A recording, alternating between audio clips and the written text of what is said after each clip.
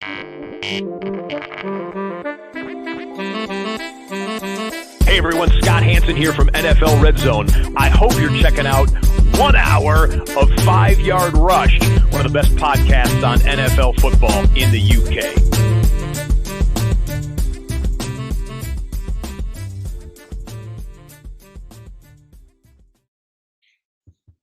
Hey, what's happening, Rush Nation? It is Murf here, and throwing the bit of curveball this way is I did have a wonderful guest lined up, and unfortunately at the last minute it's not gone according to plan, and they've had to cancel, unfortunately. So I didn't really want to leave it without doing a podcast. I wanted to get something out to you, so we're going to do something a little bit different today, and I'm going to talk about it in just a second. So before I do that, just want to talk about Manscaped. And do you like playing with balls? And I don't mean about footballs, I mean your balls. Our friends at Manscaped, the global leaders in below the waist grooming, want you to look after your below the belt region with the Tom Brady of ball trimmers. And I'm talking about the brand new Lawnmower 4.0. So only the GOAT technology for the greatest balls of all time. We're going towards the end zone. Make sure that you have the right tools for the job, and choose Manscaped. 2 million men worldwide trust us to join the movement with our exclusive offer, and use the code 5yard at manscaped.com for 20% off and free shipping. That's the code 5yard for 20% off and free shipping.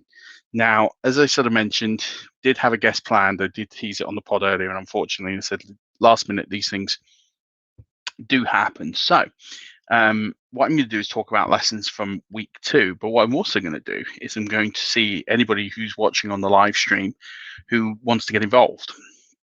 And you can come on, have a chat for a few minutes, and talk about your feelings for week 2 from a fantasy perspective. And so if you're keen to do that, then all you need to do is drop me a DM, and I'll send you the link, and I'll just add you in, and let's do something crazy. Let's just have a conversation. Let's see how things go.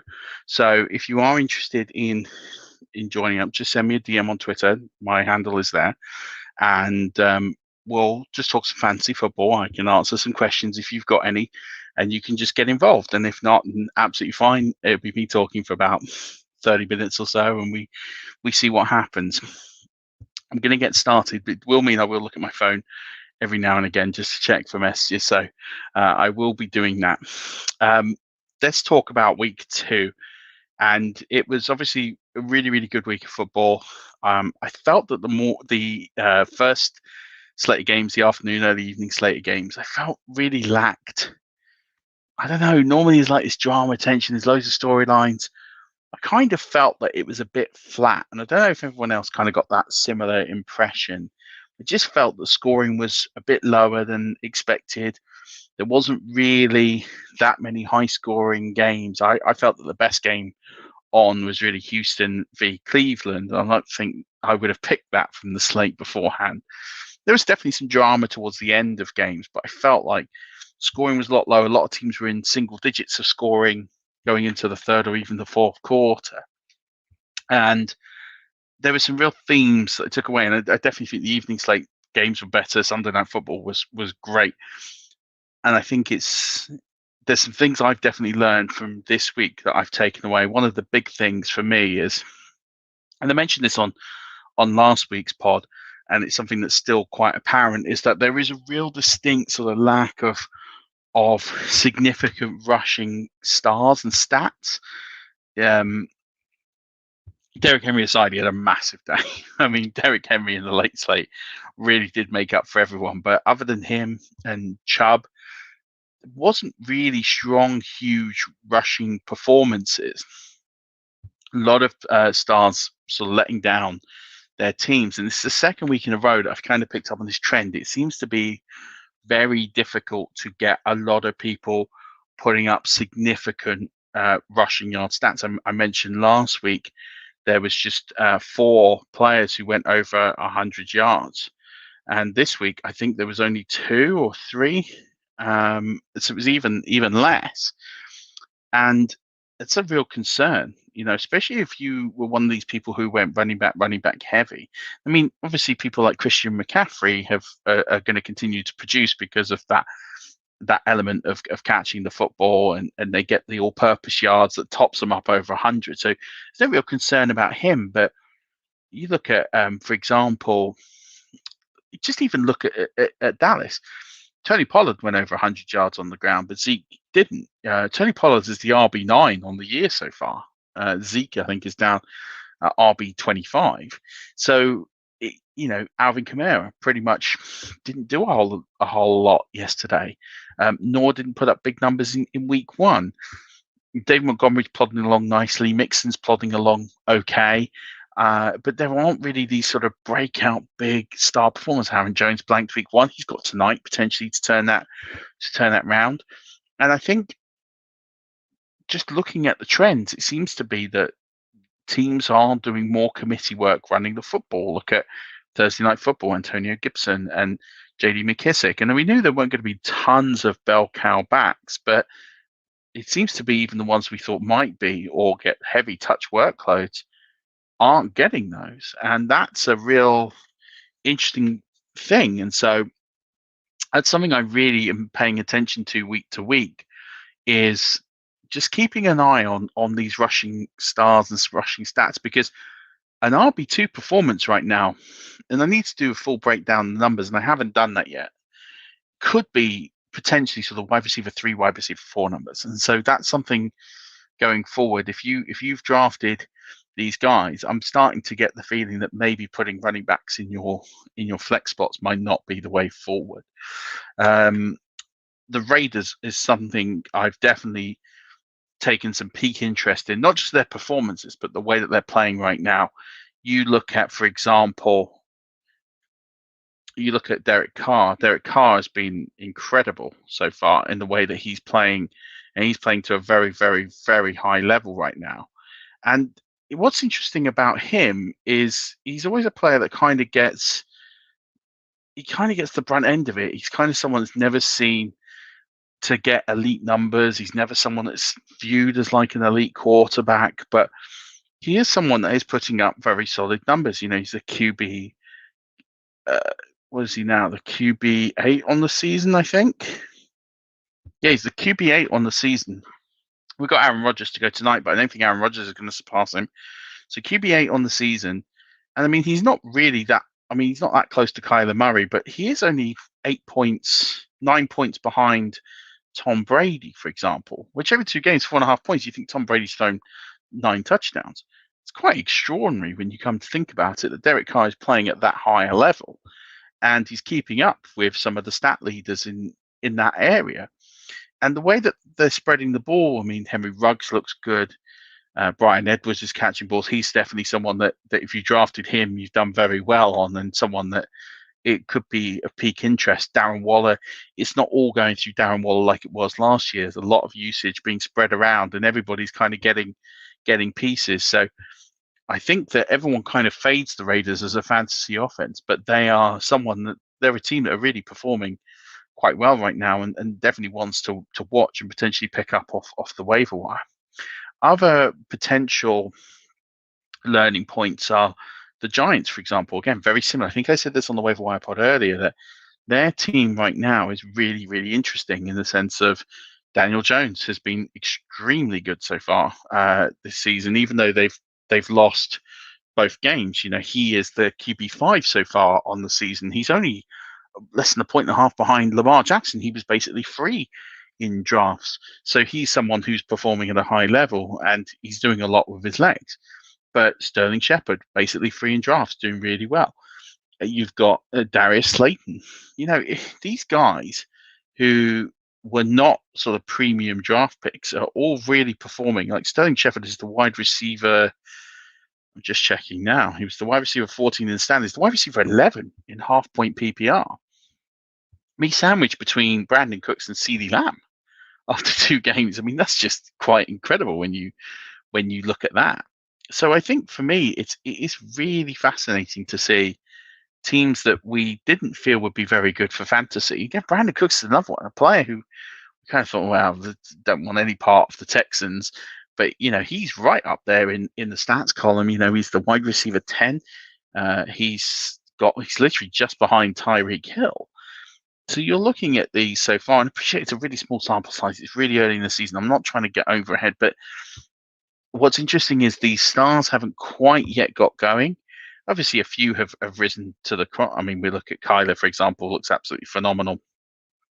But, we're still looking at some of these guys still to really produce and put on big numbers. And I think that will happen as weeks go on. But there is seeming to be a little bit of those teams that are near the top, perhaps are playing a little bit cautiously, maybe just thinking about rotation more, thinking about that extra game, thinking about more time. And these are some of the conclusions I'm looking to see. I'm even looking at players but there is some positive trends among some of the stars. I looked at Jonathan Taylor, for example, is leading the NFL or running backs in terms of touches inside the 10.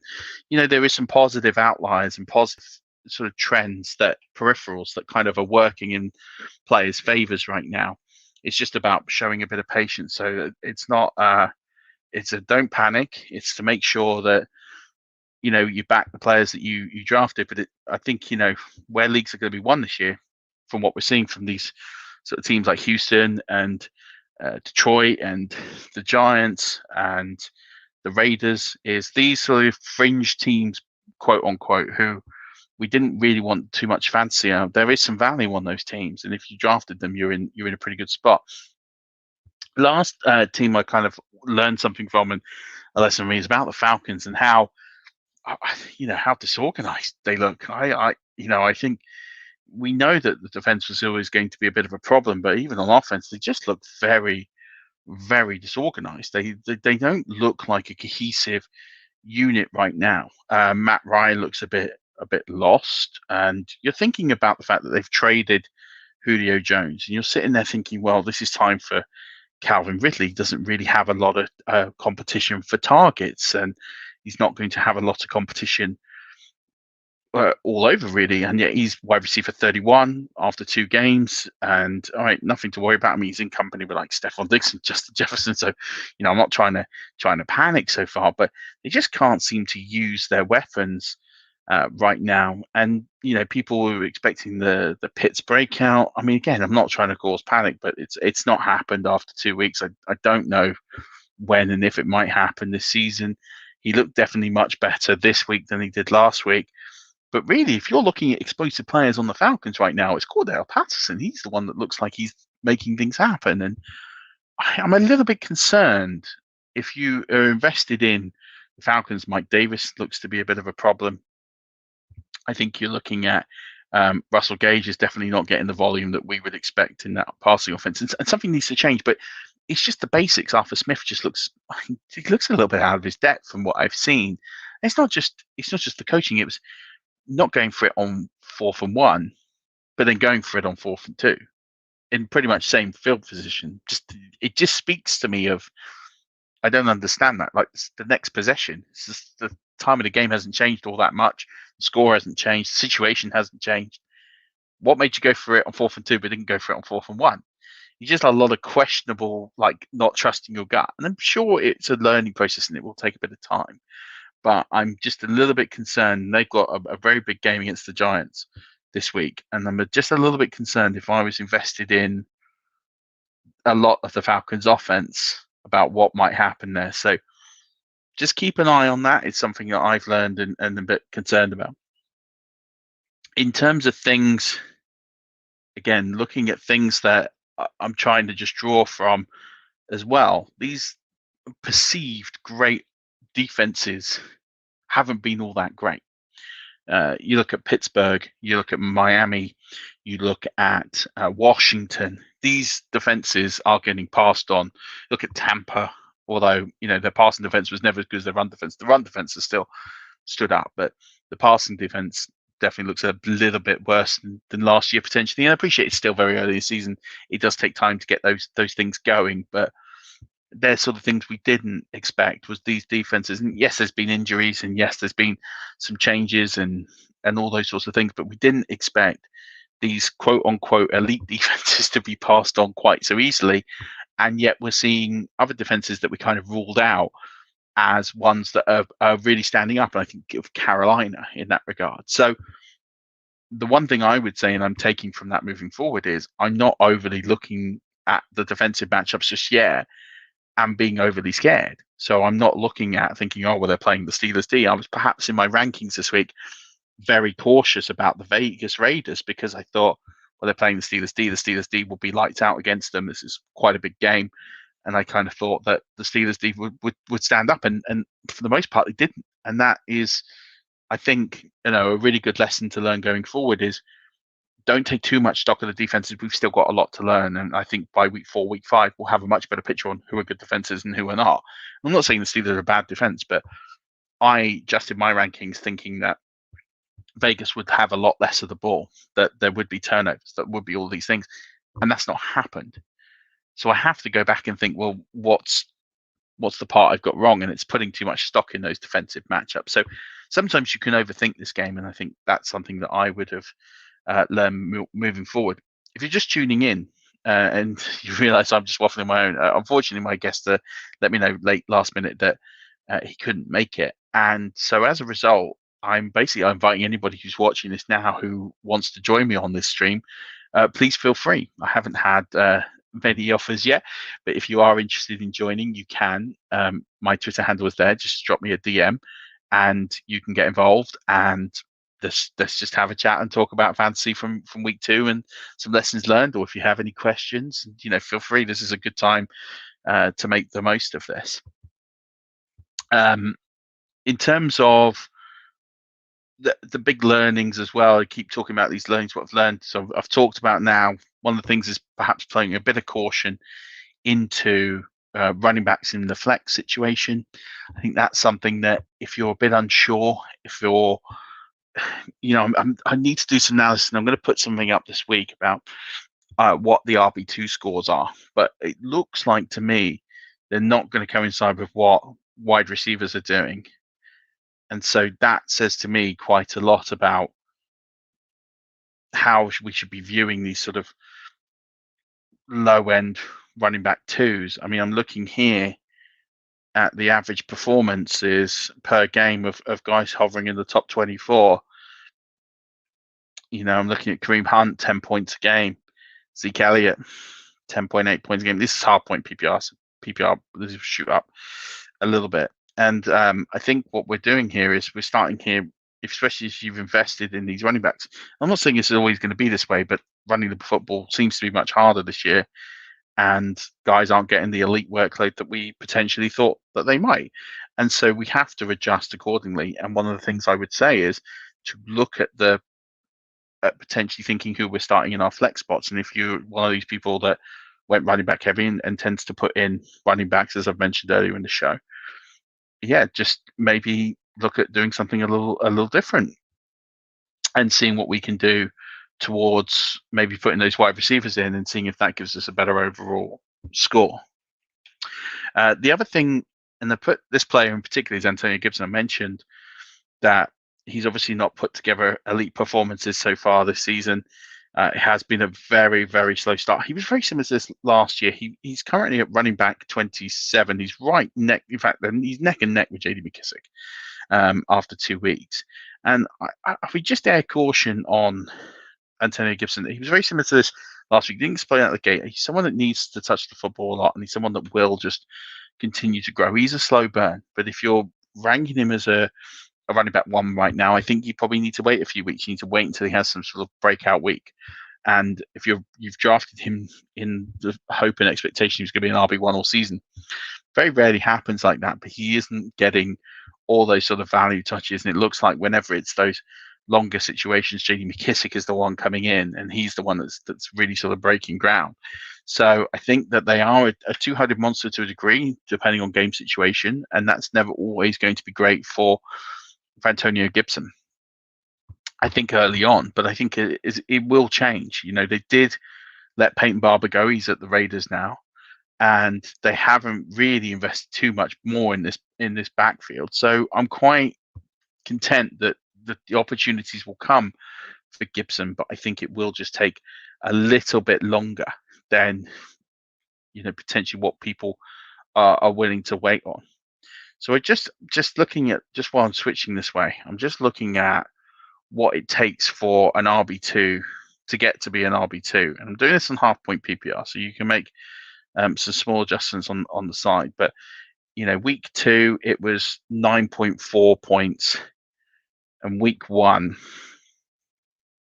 it was 10.3 points. And if we're looking at similar numbers for wide receiver 2s, and again, we're talking, these are just starting numbers. We're not even on the wide receiver 3s yet. If I go all the way down to wide receiver 3 or running back 3s, this number's around 6 both weeks. It's really worrying about having running backs in the flex, and that they're just not performing at the levels that we kind of hope. 6-7 points at half point PPR. Whereas if I switch that to wide receiver 36, and obviously it's assuming that you get your selections right, but wide receiver 36 was 11.9 points in week 1, and in week 2 it was 11.9 points. It's the same both weeks. So you're looking at almost double the production of a wide receiver 3 to a running back 3. So it says to me, in your flex, if you're starting a running back just off this small sample size of 2 weeks, it's not yielding the points. It's not the best way right now to get your total point score up.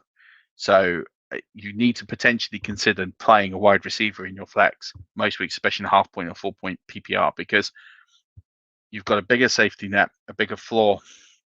And right now that position is yielding more points. More players are reaching those sort of double digit numbers. If I look down at wide receivers, 39 players got double digits in week 2.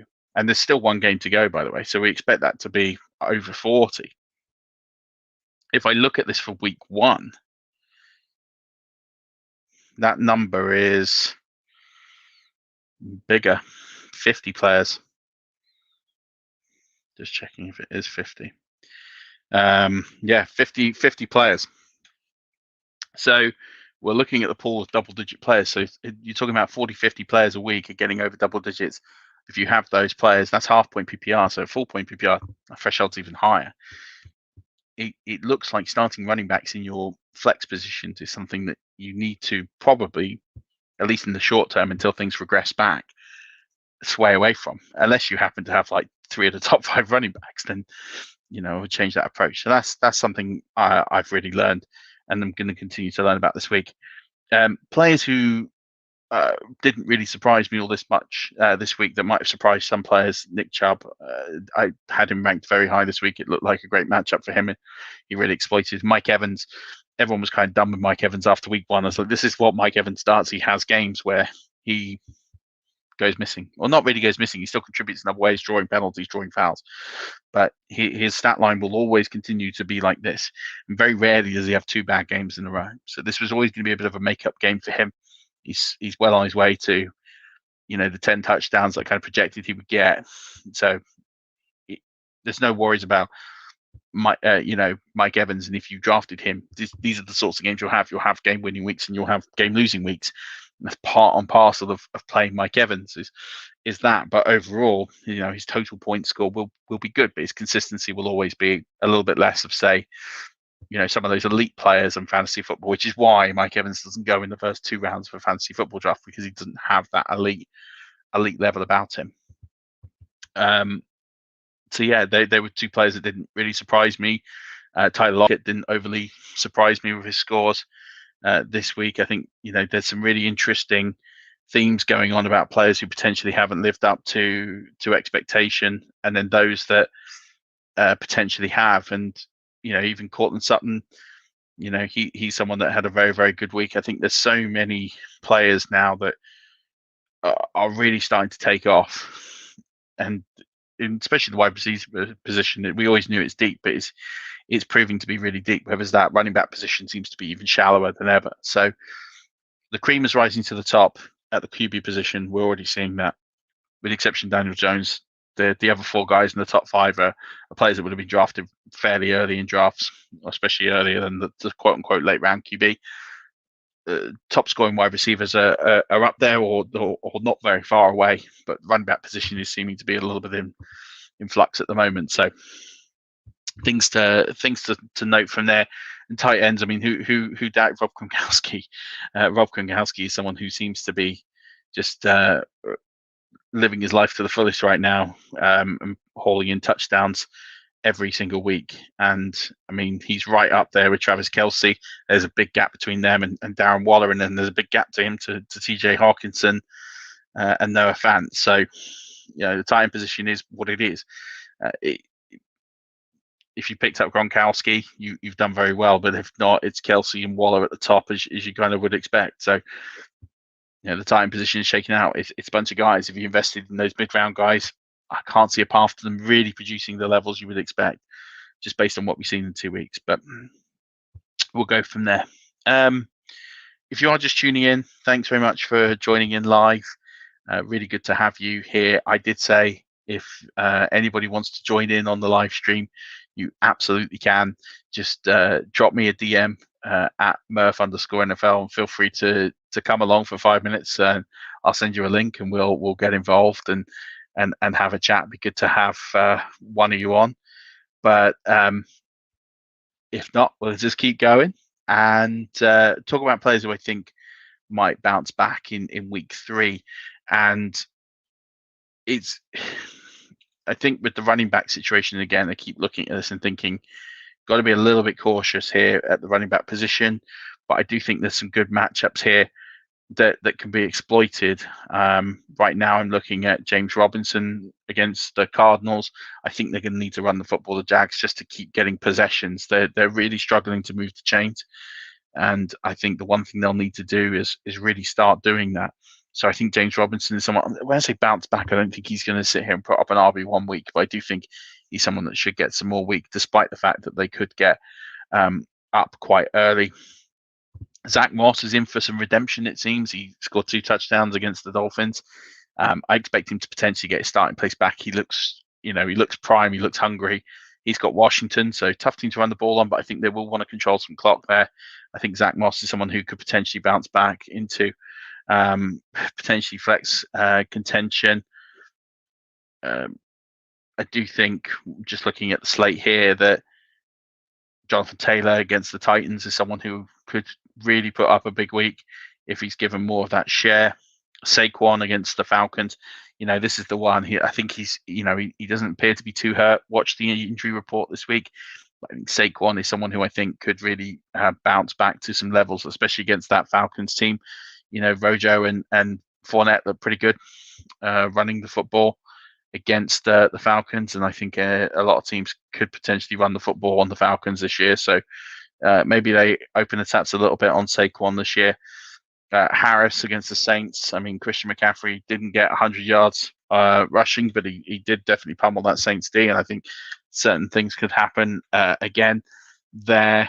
Looking at the Broncos against the Jets, they could definitely, that 2-headed monster of Williams and Gordon, if they can work together, there could be some bounce backs for them. Receiving wise, Keenan Allen has been pretty disappointing so far this year, and he's got the Chiefs, so I expect him to get targeted heavily in a big game. I really expect him to come along in that one. Panthers against the Texans, looks like Davis Mills is going to get the start, so expect Robbie Anderson, DJ Moore to get quite a considerable amount of work in that game.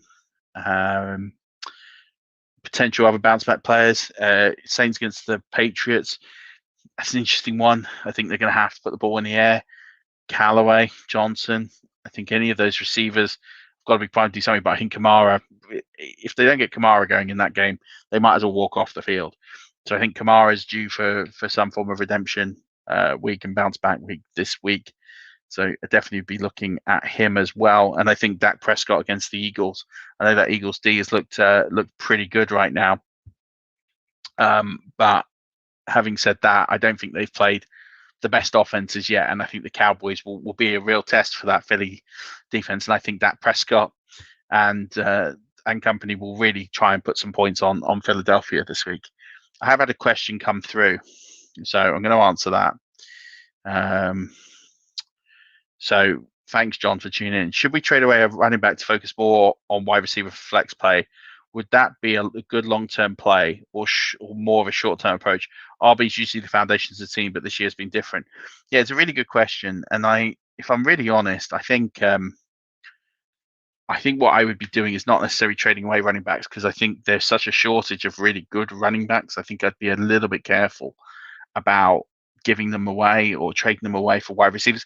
I think the waiver wire is so plenty full of wide receivers anyway. Look at I looked at the waiver wire podcast. I did that this morning. Rondale Moore is available in over 80% of leagues. Tim Patrick's out there. Darius Slayton is out there. You can get really, really good wide receivers on the waiver wire, and I think that's going to be true most weeks for your flex play. I think you need those running backs to potentially fill in those spots. If you're, for example, it depends who you've got. I mean, if you've got guys on there that aren't going to produce and they're not high value handcuffs, then absolutely. So I'm looking at players like Ty Johnson of the Jets. He's someone that I'd potentially be looking to get rid of, and potentially moving on to a wide receiver. I'd be looking at players who potentially don't have a value. I'd be looking at players like Tony Jones for another week or two. If they're still not producing, they could be players who I might think about moving on from. But in terms of my focus would be just getting more of those stashable wide receivers for flex plays, or I'd be raiding my waiver wire. I keep talking about Rondale Moore. I've been talking about him for a few weeks, but Terrence Marshall Jr., Anthony Schwartz, KJ Osborne, these are the sorts of guys I think you need to have on your roster, because they're going to have value every single week, potentially, especially when it gets to like week 6, week 7 onwards. Second half of the season, I think these guys have really got all the peripherals to potentially break out and put up really good, solid wide receiver 2, wide receiver 3 numbers, which will be more than suitable for your flex. And they're basically free right now. I mean, Rondale Moore isn't anymore, but those other guys are potentially. So I don't think I'd be trading away running backs unless I've just got pretty box standard guys, in which case I'd probably be cutting them. I would be more trying to pick up the handcuffs. So if injuries do happen, make sure I've got the high value guys, the Pollards, the Chuba Hubbards, the Alexander Mattisons. These are the sorts of guys I'd be having on my roster. And then on top of that, just making sure I've got solid wide receivers who can fit into my flex play, into my flex. And then I'd probably be just waiting to see if the tides change. 2 weeks is a small sample size. But I think for next week, if I'm thinking about my rosters, I'm thinking I need to load up with wide receivers in the flex. And I need to stop thinking that running backs are going to turn around. And I appreciate it's a small sample size, but there's much more safety in the wide receiver realm, given that 40, 50 guys are breaking the double-digit barrier in half-point PPR, and less than 20 guys are doing it at the running back position. Let's focus on getting points on our side and ticking over, because that might just turn around. If you're 0-2 or 1-1, that fix could get you a win next week. So I'll go with that. But good question. I appreciate that.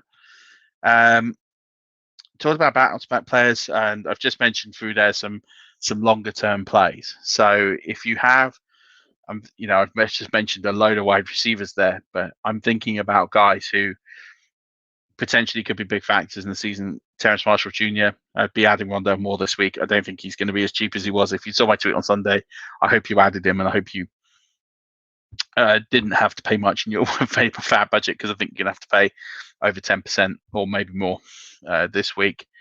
I think in terms of, I'm looking at players who potentially are trade low or buy low candidates. Kareem Hunt clearly looks like one of those. He's not really performed to the standards that we would expect of someone like that. So he's someone that I would want to be potentially trying to get. Jamal Williams, although that buy low window might be quite small. I'd be looking at players like Leonard Fournette. I think he's looked all right, to be perfectly honest. I don't think he's going to be a high-end guy, but I think the fact that he plays in both the passing game and the running game, I think he's someone that could be quite a sneaky sort of buy low guy on your roster.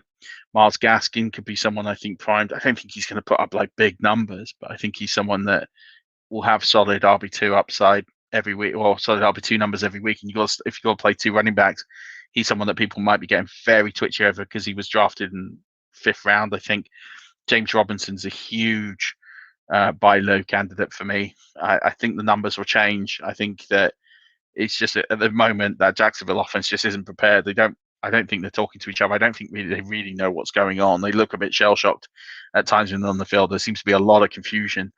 I think they will get better every week, and I think they'll realize they need to run the ball to move the chains, because I don't think they've realized that yet. I think they need to. So these are sorts of running backs I'd be looking at buy lows, because I think trends will change. If I'm looking at wide receivers, I'd want to be buying low on right now. Robbie Anderson, I think people have pretty much given up. I wouldn't be surprised if Robbie Anderson starts getting dropped, but they've just paid him close to $15 million a year over 2 years. He's someone I would be picking up. I think it will change for him. I think they're just getting Darnold used to the offense. I think they're just giving Darnold some, dare I say it, simpler throws just to get him comfortable winning games. That's not always going to be the case, and I think they're going to stretch the field. And I think that Robbie Anderson is someone who will benefit from that when it happens.